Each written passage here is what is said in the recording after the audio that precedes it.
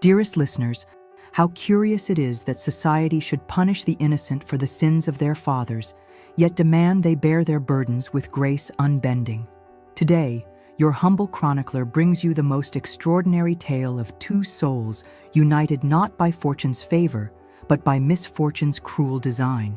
But let us not rush, for the best stories, like the finest Madeira, must be savored properly. If you find yourself moved by tales of hearts defying society's harshest judgments, do like and subscribe to hear more chronicles from these drawing rooms of yesteryear. And if the hype is available to you, hype this tale of redemption through love's truest partnership. Lady Octavia Kingsley stood at the window of her modest lodgings in Half Moon Street, watching the fashionable world parade past in their morning finery.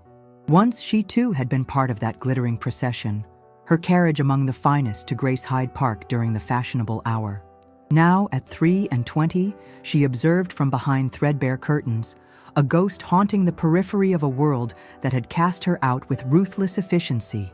The Earl of Kingsley's sudden flight to the continent 18 months prior had sent shockwaves through the ton that continued to reverberate with each whispered conversation in Almac's assembly rooms.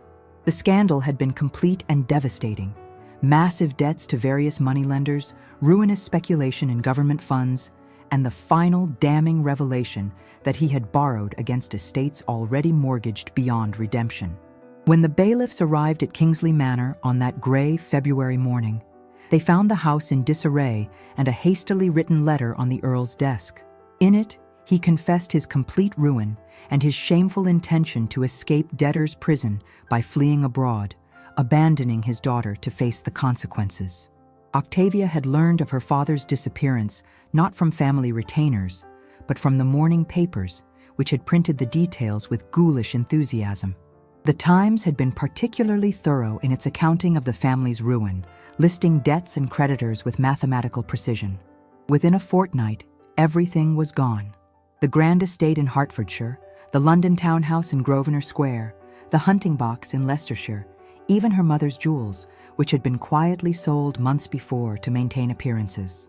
What remained was a small annuity from her maternal grandmother's estate, carefully protected by ancient legal provisions that even the most persistent creditors could not touch. It provided barely enough for respectable lodgings and a single servant, her former lady's maid, Mrs. Hartwell, who had refused all offers of employment elsewhere and remained loyal despite receiving wages only sporadically. The Tun's reaction had been swift and merciless. Invitations ceased arriving. Former friends crossed streets to avoid acknowledgement. Lady Jersey, one of Almac's patronesses, had publicly declared that the Kingsley name would never again grace the subscription lists of polite society. Even distant cousins had written stilted letters expressing their regret that family obligations prevented them from offering assistance during these unfortunate circumstances. Octavia had discovered that disgrace possessed its own peculiar geography. She now inhabited a narrow corridor between respectability and ruin, too gentle-born for employment, yet too impoverished for society. The handful of families who still received her did so with carefully calculated charity, inviting her to quiet dinners or informal gatherings where her presence would not compromise their own standing. It was at one such gathering that she had first heard whispers about Lord Tristan Blackwell. The Dowager Countess of Pemberton, who maintained a salon for what she termed interesting people of reduced circumstances, had mentioned his name with significant glances and meaningful pauses. Such a handsome man, though terribly serious of late, the Dowager had observed, her sharp eyes fixed on Octavia with uncomfortable intensity. The Blackwell estate has been in the family for centuries, you know. Substantial holdings in Dorset and Somerset, though one does hear curious rumors about the current state of affairs. Mrs. Hartwell, ever practical despite her loyalty, had later explained the economic realities that governed their small household. The butcher's bill remained unpaid for 3 weeks. The modista who had once competed for the honor of dressing the Earl's daughter now refused to extend further credit. Winter approached, and coal was dear. "Something must be done, my lady," Mrs. Hartwell had said quietly as she mended yet another of Octavia's gowns, letting out seams and turning hems to extend their usefulness. The quarterly payment from your grandmother's trust will barely cover the rent, and that assumes Lord Pemberton's man of business remembers to forward it promptly." Octavia understood the delicate hint. Marriage remained the only viable solution for a woman in her position. Yet what gentleman of property would align himself with a family name synonymous with financial scandal and social disgrace? Her beauty had survived their reduced circumstances. Indeed, some claimed that hardship had refined her features, adding an interesting melancholy to her dark eyes and a becoming pallor to her complexion. But beauty without dowry was mere ornament, insufficient to secure the kind of advantageous match that might restore her position. She had received precisely 3 proposals since her father's disgrace. The first came from Mr. Cornelius Wickham, a wealthy cit whose father had made his fortune in the wool trade. Mr. Wickham possessed all the social graces that money could purchase, but his eagerness to acquire aristocratic connections through marriage made his intentions transparently mercenary. The second proposal arrived from her father's elderly solicitor, Mr. Harrington, who had offered marriage as what he termed a practical solution to their mutual predicaments. The third had come from Captain Morrison, recently returned from the peninsula with 1 arm and a modest pension, who had known her father and felt obligated to extend what he clearly viewed as charitable assistance. All 3 proposals had been politely declined, though Mrs. Hartwell had expressed private doubts about the wisdom of such pride in the face of their circumstances. Octavia could not explain, even to herself, why she had refused these opportunities for security. Perhaps it was the memory of her parents' marriage, which had been arranged for financial advantage, yet had grown into something resembling genuine affection.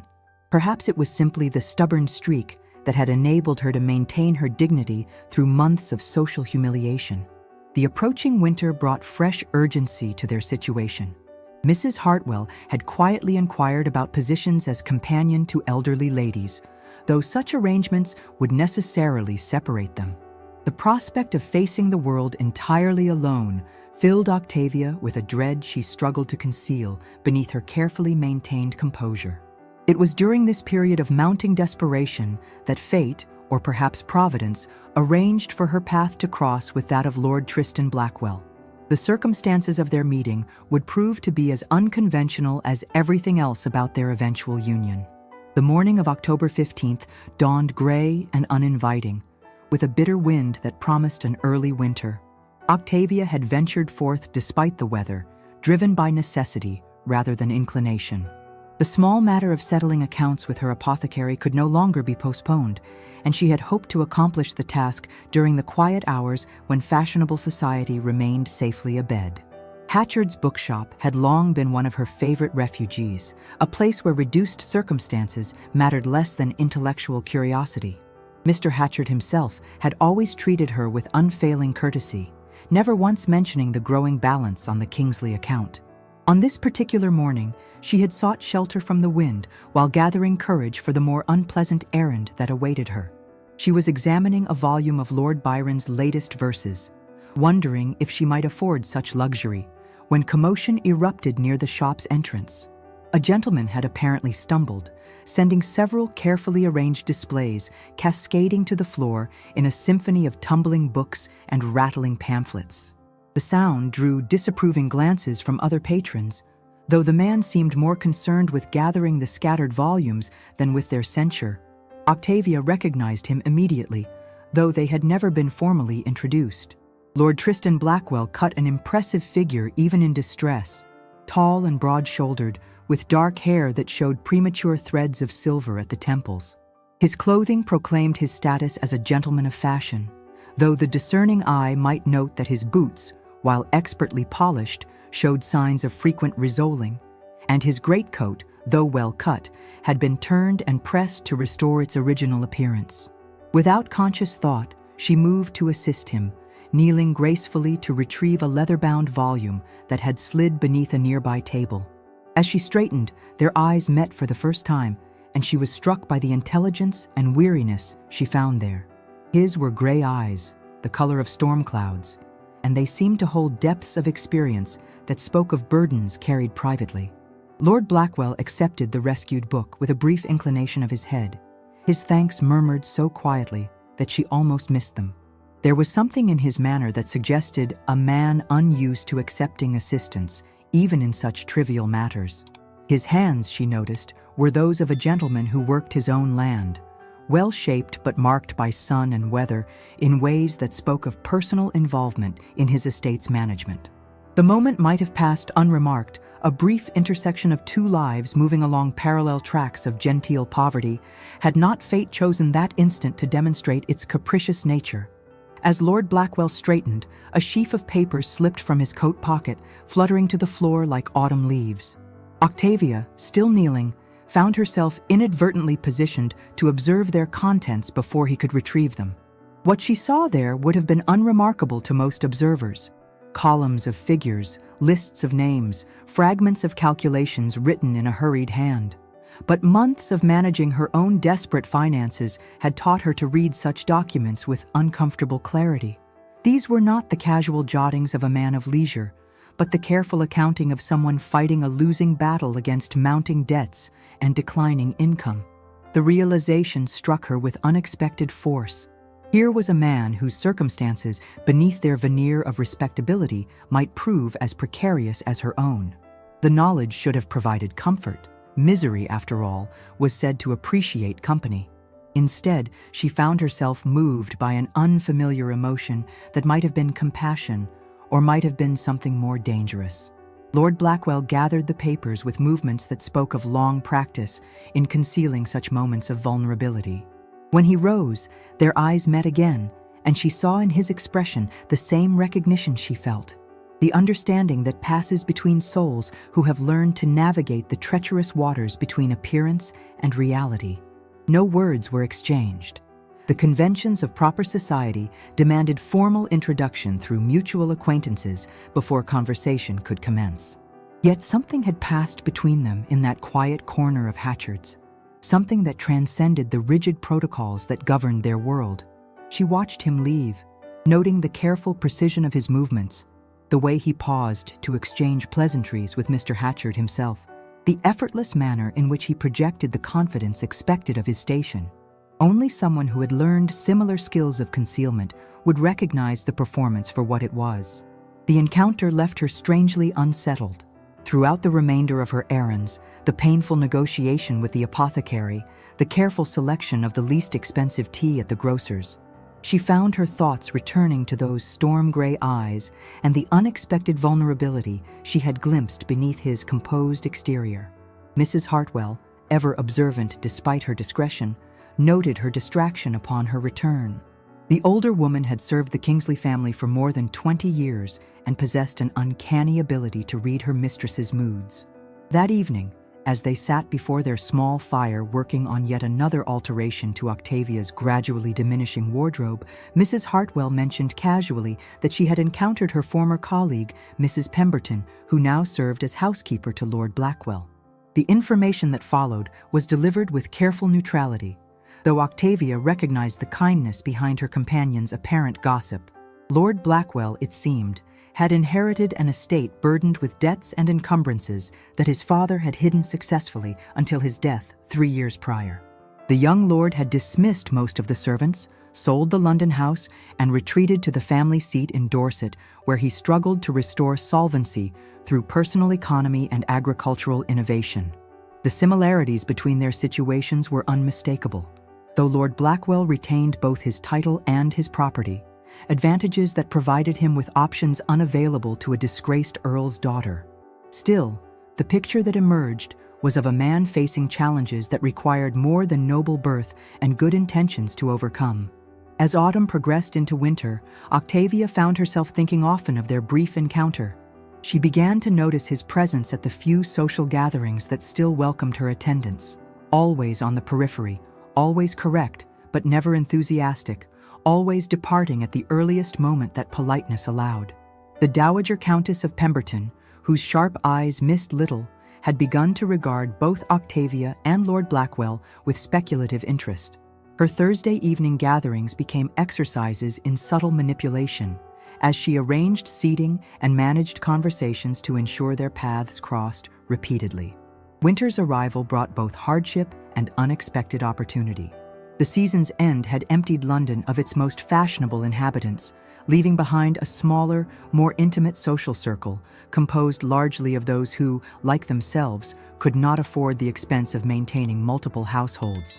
It was at one of the dowager's increasingly pointed dinner parties that Octavia found herself seated within conversational distance of Lord Blackwell for the first time since their wordless encounter at Hatchard's. The dowager had arranged her table with military precision, placing them near enough to observe each other, yet separated by enough other guests to maintain the fiction of coincidence. The conversation that evening centered on agricultural innovation, a topic that had gained currency among the practical-minded members of their reduced circle. Lord Pemberton, the dowager's nephew, had recently returned from Norfolk, where he had observed new methods of crop rotation that promised significant improvements in yield. The discussion was technical and detailed, far removed from the usual drawing-room pleasantries about weather and gossip. Octavia listened with growing interest as Lord Blackwell contributed observations drawn from his own experiments with selective breeding and improved drainage systems. His knowledge was clearly practical rather than theoretical, earned through personal observation and trial rather than academic study. There was a quiet passion in his voice when he described the satisfaction of seeing barren fields restored to productivity through careful management and patient investment. She found herself studying his profile as he spoke, noting the way his features animated when discussing subjects that clearly engaged his intellect.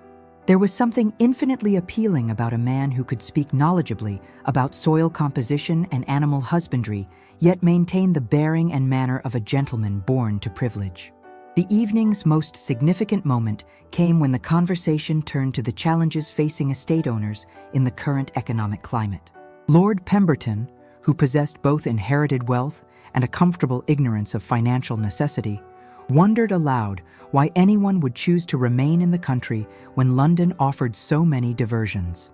The silence that followed his comment held uncomfortable weight. Several of the assembled guests possessed intimate knowledge of the economic pressures that made such choices matters of necessity rather than preference. Lord Blackwell's response, when it came, was measured and diplomatic, acknowledging the attractions of London society while praising the satisfactions of rural life. But Octavia, seated where she could observe his hands, noticed the slight tension in his fingers as they rested on the table's edge. It was a small thing, barely perceptible, yet it spoke volumes about the effort required to maintain composure in the face of thoughtless commentary from those blessed with comfortable circumstances. After dinner, as the ladies withdrew to the drawing room while the gentlemen remained with their port, she found herself positioned near the window, gazing out at the dimly lit street below, where the occasional oil lamp cast long, flickering shadows upon the cobblestones. The dowager approached with her characteristic directness, settling beside her with a rustle of black silk.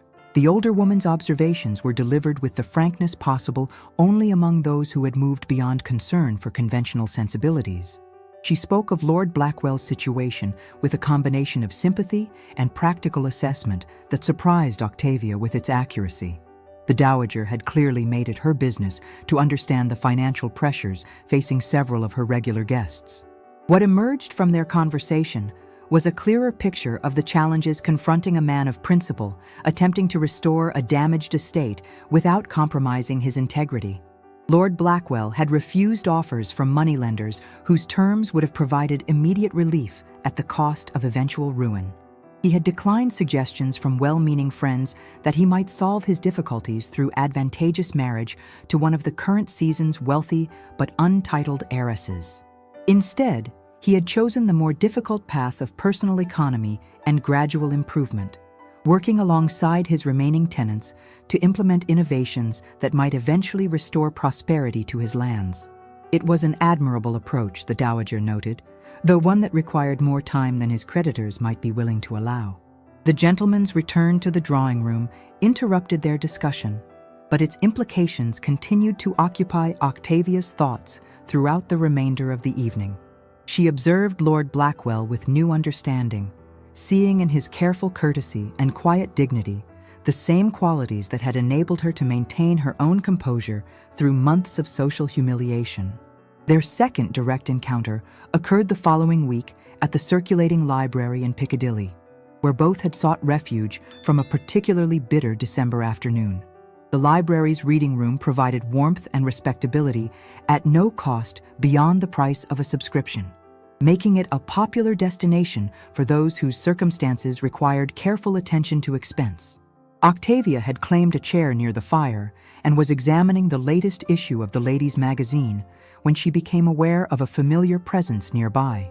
Lord Blackwell had settled at a table some distance away, his attention apparently focused on a volume of agricultural essays, though she noticed his gaze occasionally drifted toward the window where snow had begun to fall in earnest.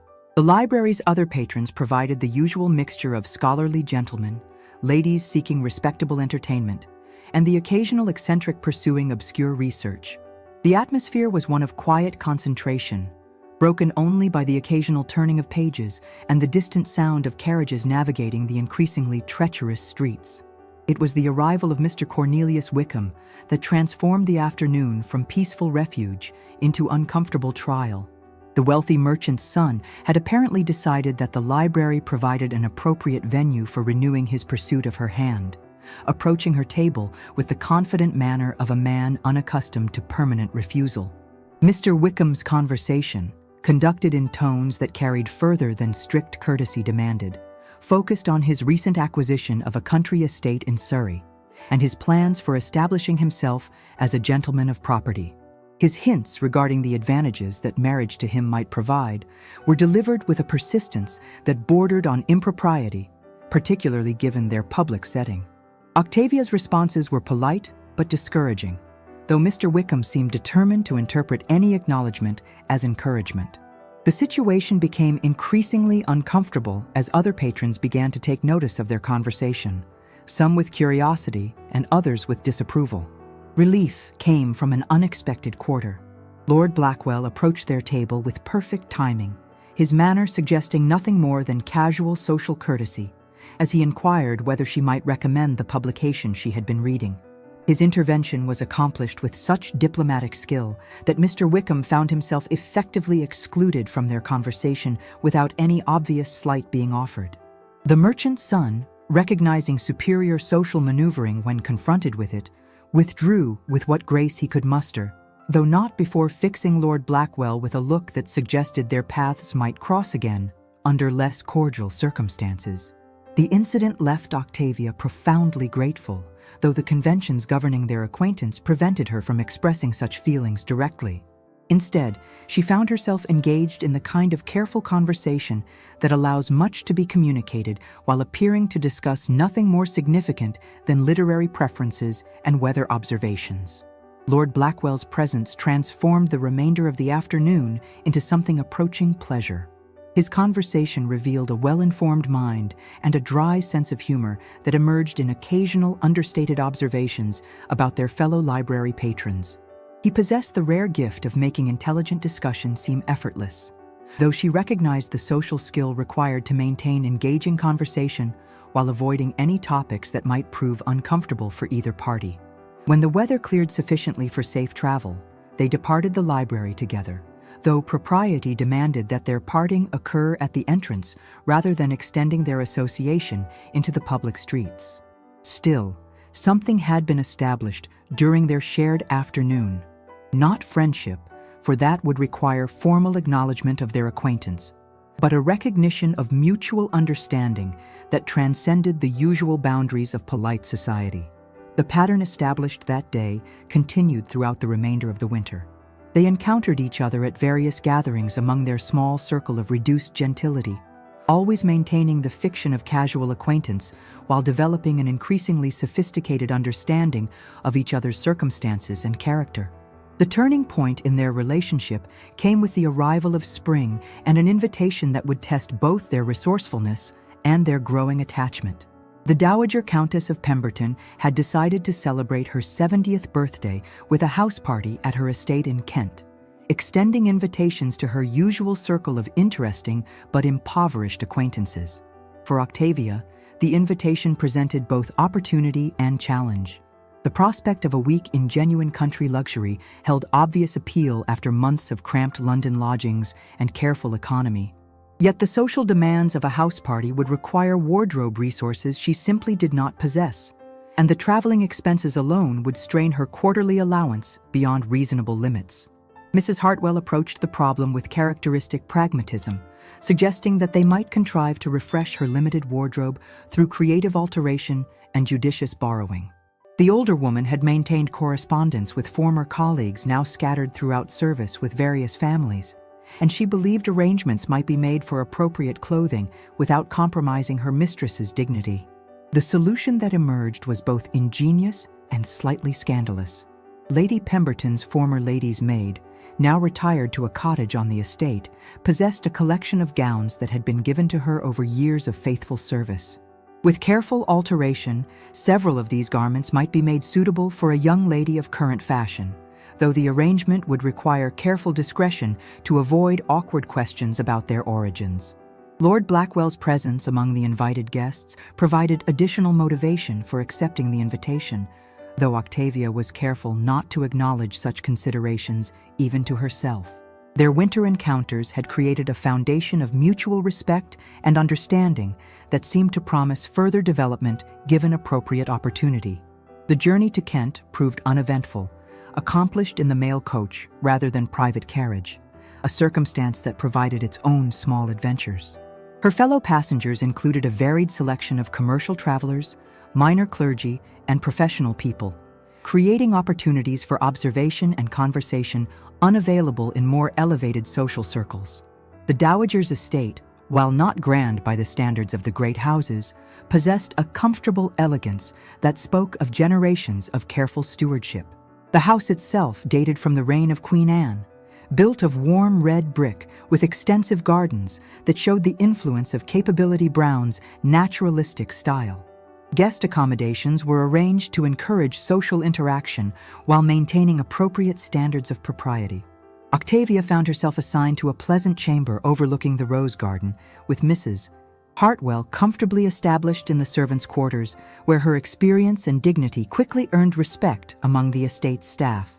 The first evening's dinner party revealed the dowager's guest list to be as carefully selected as her usual London gatherings, composed of individuals whose reduced circumstances were balanced by intellectual distinction or social accomplishment.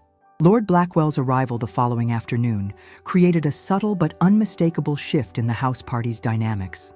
His presence seemed to animate conversations and inspire the other guests to display their most engaging qualities.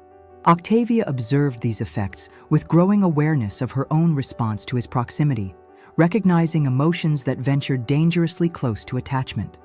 The estate's grounds provided numerous opportunities for the casual encounters that might lead to more significant conversations.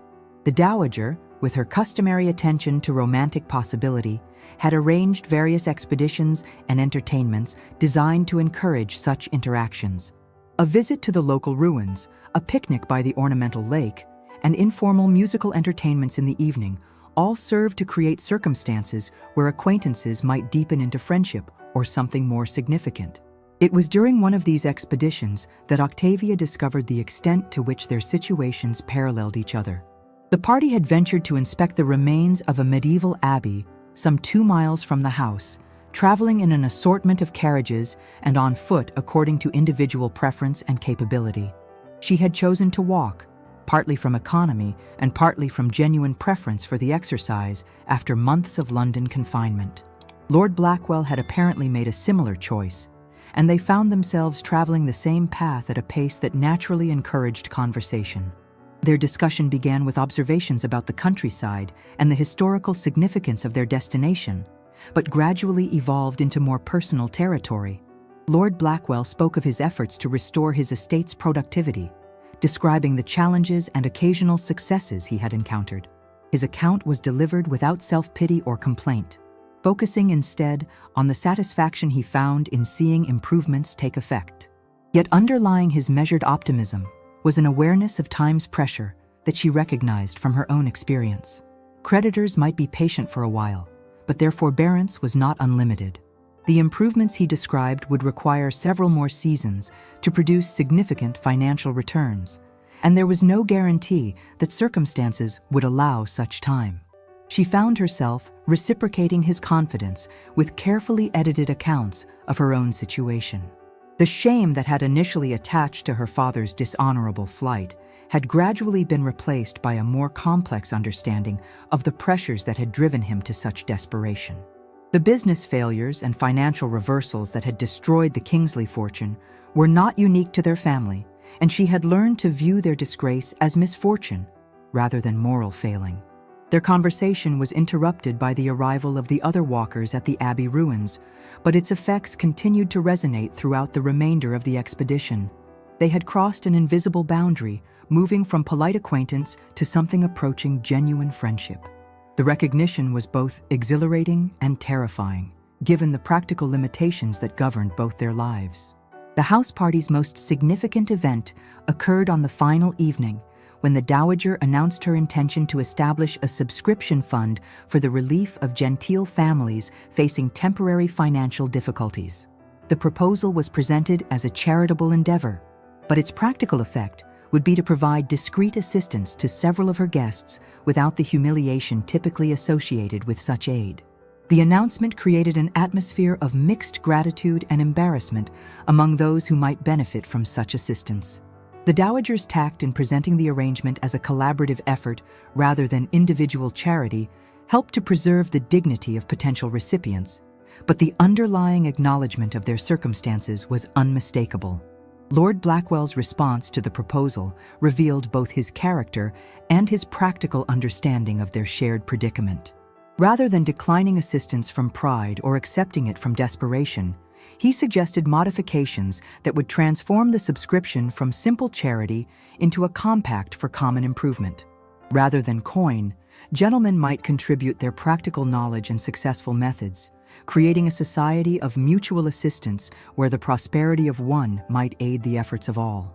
His counterproposal demonstrated the kind of innovative thinking that had characterized his approach to estate management, recognizing that their shared circumstances might be viewed as assets rather than liabilities.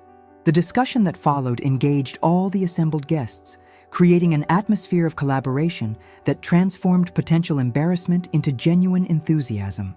Octavia contributed suggestions drawn from her months of managing household economy under challenging circumstances, sharing strategies for maintaining respectability while practicing strict financial discipline.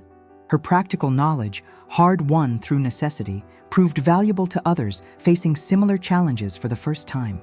The evening concluded with agreements for ongoing correspondence and mutual assistance that promised to extend the benefits of their association far beyond the house party itself. More importantly, it established a framework within which relationships might develop without the usual constraints imposed by financial inequality. As the guests prepared for departure the following morning, Octavia found herself facing the prospect of return to London with mixed emotions. The week had provided both respite and revelation, confirming her growing attachment to Lord Blackwell while highlighting the practical obstacles that prevented its open acknowledgement. Summer's arrival brought with it a crisis that would test every lesson learned during their months of careful acquaintance. Mrs. Hartwell's sudden illness, diagnosed by the physician as lung fever, complicated by her years of overwork, created circumstances that threatened to destroy the fragile stability Octavia had managed to maintain. The older woman's condition required constant nursing care and expensive medications that immediately strained their limited resources beyond breaking point. Worse, her inability to perform household duties meant that Octavia faced the prospect of managing entirely alone tasks for which she had little practical training. The situation was complicated by Mrs. Hartwell's adamant refusal to accept dismissal or seek employment elsewhere, despite her obvious inability to fulfill her duties. Her loyalty to the Kingsley family remained absolute, and she seemed to view her illness as a personal failing rather than unavoidable misfortune.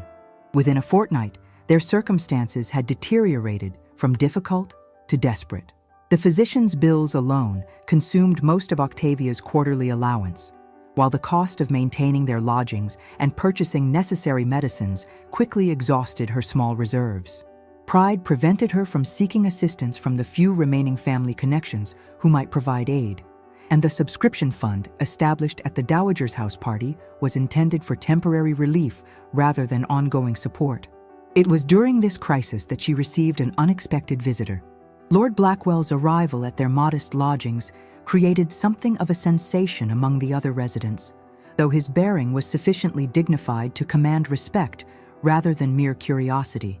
His ostensible purpose for calling was to inquire about Mrs. Hartwell's health, having learned of her illness through the network of servants who maintained connections across household boundaries. The enquiry was perfectly proper, given their acquaintance and the older woman's respected position within their small social circle. Yet the conversation that followed moved quickly beyond conventional expressions of concern. Lord Blackwell's questions revealed an understanding of their practical difficulties that could only have come from personal experience with similar challenges. His suggestions for managing household expenses and securing appropriate medical care demonstrated both knowledge and sensitivity. More significantly, he offered assistance that was carefully structured to preserve dignity while providing substantive help.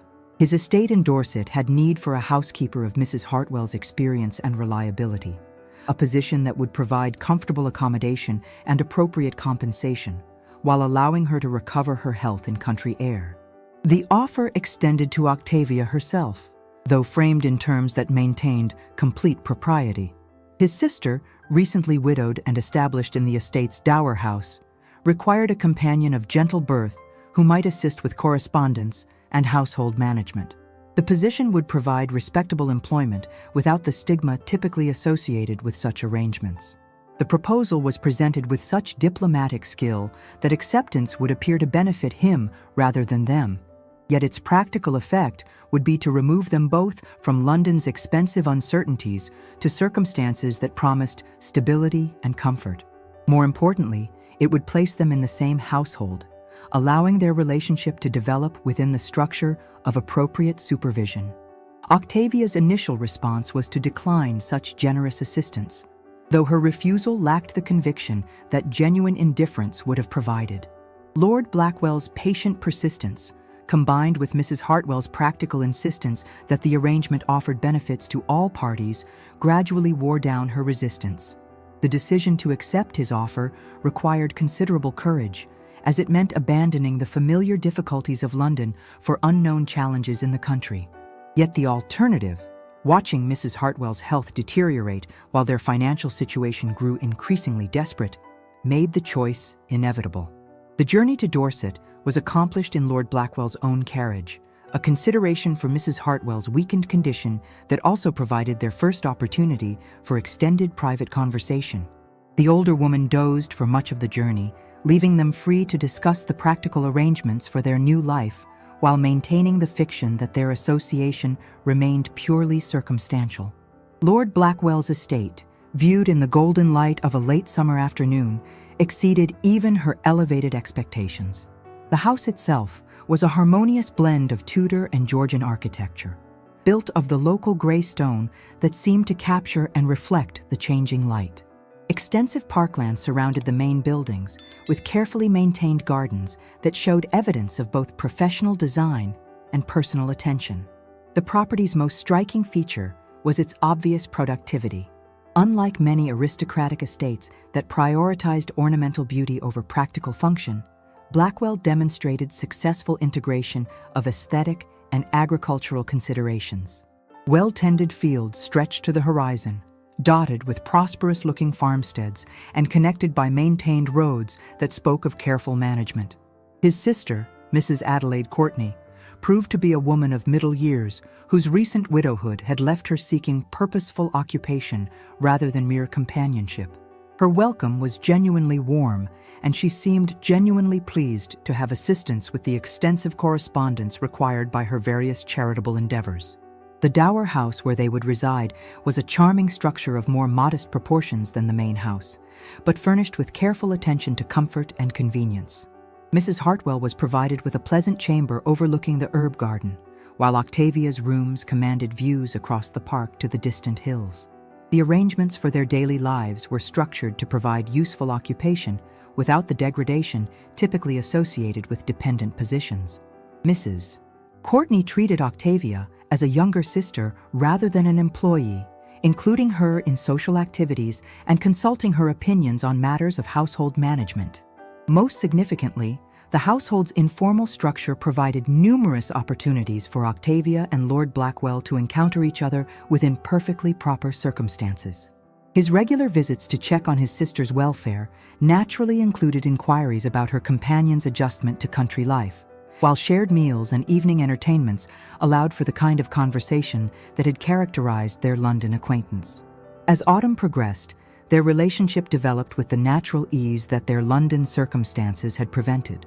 Free from the financial pressures that had dominated their urban existence, they discovered compatibility that extended beyond their shared understanding of adversity. Lord Blackwell revealed himself to be a man of considerable intellectual depth, well-read in subjects ranging from agricultural science to classical literature. His conversation was enlightened by travel throughout Europe during his youth, providing perspectives that enhanced his natural intelligence. More importantly, he possessed the kind of practical wisdom that comes from direct experience with life's challenges. Octavia found herself contributing to discussions about estate management with insights drawn from her months of careful household economy. Her suggestions for improving efficiency and reducing waste were welcomed with the kind of respect typically reserved for masculine advice, yet delivered within the comfortable framework of family consultation. Their growing attachment became evident to all observers, though it remained unspoken between themselves. Mrs. Courtney regarded their developing relationship with obvious approval, while Mrs. Hartwell, whose health had improved markedly in the country air, began making subtle preparations for changes she clearly anticipated. The crisis that would force acknowledgement of their feelings came from an unexpected direction, arriving in the form of Mr. Cornelius Wickham's determined pursuit. Mr. Wickham's appearance at Blackwell Estate in November represented more than mere personal persistence. It constituted a direct challenge to the careful arrangements that had allowed Octavia and Lord Blackwell to explore their growing attachment within the bounds of propriety. The merchant's son had apparently made inquiries about Octavia's circumstances, learning of her removal to Dorset and her position with Mrs. Courtney. His arrival was announced as a social call upon the estate's family, though his true purpose became evident during his first evening at dinner. Mr. Wickham had clearly prepared for this campaign with considerable thought. His dress and manner showed the influence of expensive instruction in gentlemanly comportment, while his conversation demonstrated familiarity with topics calculated to appeal to country interests. He spoke knowledgeably about agricultural improvement and rural economy, though his knowledge appeared more theoretical than practical. More significantly, he possessed information about Lord Blackwell's financial situation that could only have come from deliberate investigation. His comments, while carefully phrased to avoid obvious impropriety, made clear his awareness of the pressures facing the estate and his own position as a potential solution to such difficulties. The threat he represented was both direct and subtle. As a wealthy man seeking aristocratic connections, he could offer Octavia immediate security and eventual restoration to fashionable society. His proposal, when it came, would be accompanied by settlements generous enough to resolve her current circumstances and provide comfortable independence for her future. Yet his pursuit also carried implicit threats to the delicate balance that had allowed her relationship with Lord Blackwell to develop. Mr. Wickham's presence forced acknowledgement of realities that their country idol had temporarily obscured. Their respective lacks of fortune, the practical impossibility of marriage between them, and the limited options available to a woman in her position. Lord Blackwell's response to this invasion demonstrated both his character and the depth of his attachment.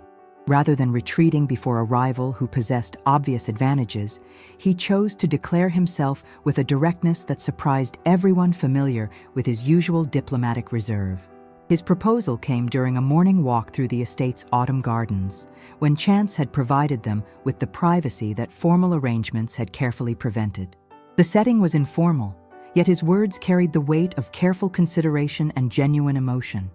He offered himself without the usual romantic protestations, acknowledging honestly the practical limitations that governed their situation. His estate, while beautiful and potentially prosperous, remained burdened with debts that limited his ability to provide the security that marriage typically promised. His income, though sufficient for bachelor independence, would require careful management to support a family. Yet he also offered something that Mr. Wickham's wealth could not match: a partnership based on mutual understanding, shared values, and genuine affection. Their months of acquaintance had demonstrated their compatibility in ways that transcended financial considerations, creating a foundation for marriage that promised satisfaction beyond mere material comfort. Octavia's response required courage that exceeded even her acceptance of their current arrangements. To accept Lord Blackwell meant choosing love over security, partnership over comfort, and an uncertain future over guaranteed provision. Yet to refuse him meant accepting separation that would likely prove permanent, as her position in his household could not survive the awkwardness of rejected attachment. Her acceptance was offered with full awareness of the challenges they would face. Marriage between them would require careful economy and patient effort to achieve the financial stability that most couples took for granted. They would need to combine their limited resources and complementary skills to create the kind of productive partnership that might eventually overcome their inherited difficulties. The announcement of their engagement created reactions that ranged from delight to dismay among their small circle of observers. Mrs. Courtney expressed genuine pleasure at the prospect of retaining Octavia as a permanent family member, while Mrs. Hartwell's satisfaction seemed to vindicate months of subtle encouragement. Mr. Wickham's response was less gracious, though he managed to maintain surface civility while making clear his opinion of choices that prioritized sentiment over practical advantage. His departure was accomplished with threats barely concealed beneath conventional expressions of regret, suggesting that their decision might prove more costly than they anticipated. The engagement period that followed was marked by careful planning designed to address their financial limitations while maintaining appropriate dignity. Rather than the elaborate celebrations typically associated with aristocratic marriages, they chose arrangements that reflected both their circumstances and their priorities. Their wedding would be a quiet ceremony, attended by family and close friends, followed by residents in the main house, while Mrs. Courtney relocated permanently to the dower house. The arrangement would provide appropriate accommodation while allowing them to combine their efforts in estate management. More significantly, they began developing plans for innovative approaches to agricultural and commercial ventures that might accelerate their path to financial independence. Octavia's experience with household economy, combined with Lord Blackwell's agricultural knowledge, suggested possibilities for enterprises that could supplement traditional estate income. Their courtship during these months demonstrated the foundation of partnership that would characterize their marriage. They consulted each other on matters ranging from daily household management to long-term investment strategies, developing the kind of collaborative relationship that transcended conventional divisions between masculine and feminine spheres of influence. The wedding of Lady Octavia Kingsley and Lord Tristan Blackwell took place on a crisp December morning in the estate's private chapel, witnessed by a congregation that represented love's victory over social convention. Mrs. Courtney served as matron of honor, while Lord Pemberton, the Dowager's nephew, stood as groomsman in acknowledgement of the role his aunt had played in bringing them together. The ceremony itself was conducted with appropriate solemnity, though those present could not fail to notice the obvious contentment of both bride and groom.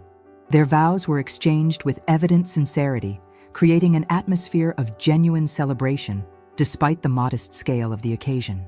The wedding breakfast that followed demonstrated how elegance might be achieved through careful planning rather than lavish expenditure. The decorations featured flowers and greenery from the estate's own gardens, while the menu showcased the products of local farms and the household's own skilled preparation. The result was a celebration that spoke of thoughtful attention rather than mere display.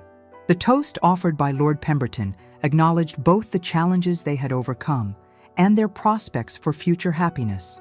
His words recognized their courage in choosing love over conventional advantage, while expressing confidence that their partnership would prove more valuable than either wealth or status. The early months of their marriage exceeded even their optimistic expectations. Their collaboration in estate management proved remarkably effective, combining Lord Blackwell's agricultural expertise with Octavia's talent for organization and economy. Together, they implemented improvements that began showing results within their first season, as husband and wife. Their most significant innovation was a comprehensive program to build sturdy new cottages for their tenants, providing improved housing and working conditions that attracted skilled farmers from neighboring estates. The investment required careful management of their limited capital, but the resulting improvements in productivity quickly justified the expense. Octavia's contributions extended beyond traditional feminine spheres to include direct participation in agricultural planning and commercial negotiations. Her quick intelligence and practical experience proved invaluable in dealings with suppliers and purchasers, while her social skills helped maintain positive relationships with neighboring landowners. Their success attracted attention throughout the county, with other estate owners seeking their advice on innovative management practices. This recognition led to consulting opportunities that provided additional income while enhancing their reputation as progressive agricultural thinkers. More personally, their marriage demonstrated the wisdom of their choice to prioritize compatibility over financial advantage. Their shared experience of adversity had created understanding that translated into genuine partnership, while their complementary skills produced achievements that neither could have accomplished alone. The arrival of their first child, born in the autumn following their marriage, added new dimensions to their happiness while confirming the wisdom of their careful financial planning. The estate's improved prosperity allowed them to provide appropriate care and education without the anxieties that had marked their individual struggles with reduced circumstances. Their success also enabled them to assist others facing similar challenges. The subscription fund, originally proposed by the Dowager, became a formal organization under their management, providing practical support and investment opportunities for genteel families experiencing temporary difficulties. Mrs. Hartwell, whose health had been completely restored by country living and renewed purpose, assumed management of their expanding household with the satisfaction of long-deferred vindication. Her loyalty through their darkest months was rewarded with security and respect that exceeded her original position with the Kingsley family.